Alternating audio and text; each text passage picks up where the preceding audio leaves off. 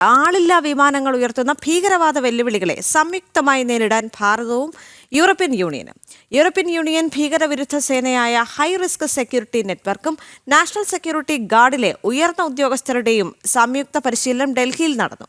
ഇരു രാജ്യങ്ങളുടെയും ചരിത്രത്തിൽ ആദ്യമായാണ് ഡ്രോണുകൾ ഉപയോഗിച്ചുള്ള ഭീകരതയെ പ്രതിരോധിക്കാൻ സംയുക്ത പ്രവർത്തനങ്ങൾ ആരംഭിക്കുന്നത്.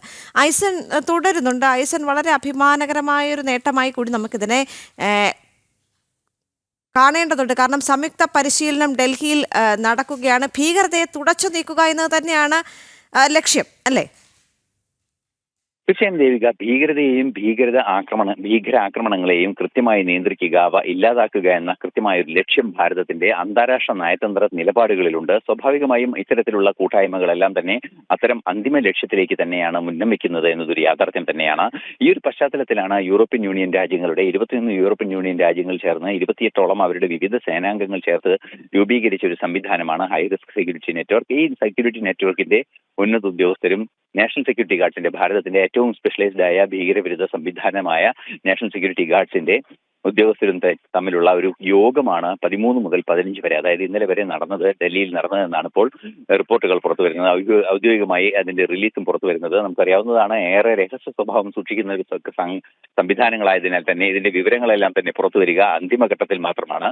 ഈ സംഭവങ്ങളെല്ലാം തന്നെ, ഈ ചർച്ചകളെല്ലാം തന്നെ ഊന്നിയത് പ്രധാനമായും ഈ ഡ്രോണുകൾ ഉപയോഗിച്ചുള്ള ഭീകരാക്രമണങ്ങളെ കൈകാര്യം ചെയ്യുന്ന രീതിയാണ്. നമുക്കറിയാവുന്നതാണ്, പഹൽഗാം ആക്രമണത്തിന് ശേഷമുണ്ടായ കൗണ്ടർ അറ്റാക്കിൽ, അതായത് ഓപ്പറേഷൻ സിന്ദൂറിലെല്ലാം തന്നെ ഭാരതം നേരിട്ടത് പാകിസ്ഥാനിലെ തന്നെ ഭീകര സംവിധാനങ്ങളുടെയും ഡ്രോൺ ആക്രമണങ്ങളിലെ ഏറ്റവും പ്രധാനപ്പെട്ട വെല്ലുവിളിയാണ്. ഭാരതത്തിന്റെ S-400 പ്രതിരോധ സംവിധാനങ്ങൾ ഇതിനെയൊക്കെ ചെറുത്തുവെങ്കിൽ കൂടി അത്തരത്തിലുള്ള ഡ്രോണുകൾ, അതായത് ആളില്ലാ വിമാനങ്ങളും ഈ ചെറു ഡ്രോണുകളും ഭീകരരുടെയും ഭീകരരല്ലാത്ത ഭീകരതയെ പ്രോത്സാഹിപ്പിക്കുന്ന രാജ്യങ്ങളുടെ ഔദ്യോഗികമായ ആയുധങ്ങളുടെ പട്ടികയിലും എത്തിപ്പെടുന്ന ഒരു സാഹചര്യം ഉണ്ടാകുന്നത് വലിയ വെല്ലുവിളികളാണ് സൃഷ്ടിക്കുന്നത്. ഇത് സ്വാഭാവികമായും പല രീതിയിലുള്ള ആക്രമണം നടത്താനുള്ള വഴികൾ തുറന്നു ലഭിക്കുന്ന ഒരു സാഹചര്യം ഉണ്ടാകും. പല രീതിയിലും, അതായത് സിവിലിയൻ സംവിധാനങ്ങൾക്കിടയിൽ നിന്നും അതുപോലെ തന്നെ സിവിലിയൻ ഷിപ്പുകൾക്കിടയിൽ നിന്നും, മീൻപിടുത്ത ഷിപ്പുകളിൽ നിന്ന് പോലും ഇത്തരത്തിലുള്ള ആക്രമണങ്ങൾ നടത്താനുള്ള സാധ്യത ഈ ഡ്രോണുകൾ ഉപയോഗിച്ച് സാധ്യമാകുമെന്ന ഒരു വെല്ലുവിളി നിലനിൽക്കുന്നുണ്ട്. ഈ ഒരു പശ്ചാത്തലത്തിലാണ് ഈ വെല്ലുവിളിയെ നേരിടുന്നതിന് വേണ്ടിയുള്ള ഒരു നീക്കങ്ങൾ ആരംഭിച്ചത്. ഇതിന്റെ ഭാഗമായി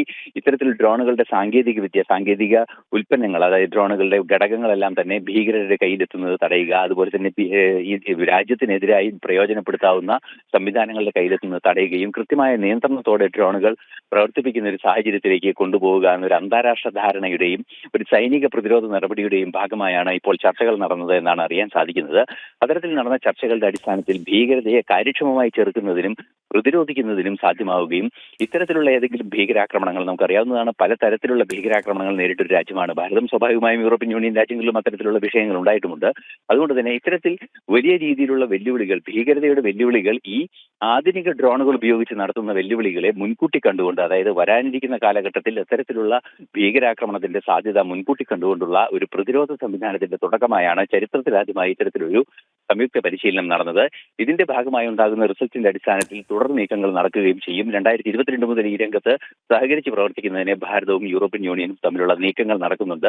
ആ നീക്കങ്ങളുടെ ഏറ്റവും നിർണായകമായ ഒരു ഘടകമാണ് നാഷണൽ സെക്യൂരിറ്റി ഗാർഡും ഹൈ റിസ്ക് സെക്യൂരിറ്റി നെറ്റ്വർക്കും ചേർന്നുള്ള ഈ സംയുക്ത വർക്ക്ഷോപ്പ്. എന്തായാലും യൂറോപ്യൻ യൂണിയൻ ഭീകരവിരുദ്ധ സേനയായ ഹൈ റിസ്ക് സെക്യൂരിറ്റി നെറ്റ്വർക്കും നാഷണൽ സെക്യൂരിറ്റി ഗാർഡിലെ ഉയർന്ന ഉദ്യോഗസ്ഥരുടെയും സംയുക്ത പരിശീലനമാണ് ഡൽഹിയിൽ നടന്നത്. ഭീകരവാദ പ്രതിരോധ പ്രവർത്തനങ്ങൾക്ക് വേണ്ടിയാണ് ഇത്തരമൊരു സംയുക്ത പരിശീലനം അവിടെ നടന്നത് എന്നാണ് മനസ്സിലാക്കാൻ സാധിക്കുന്നത്. ഐസനാണ് വിവരങ്ങൾ നൽകിയത്.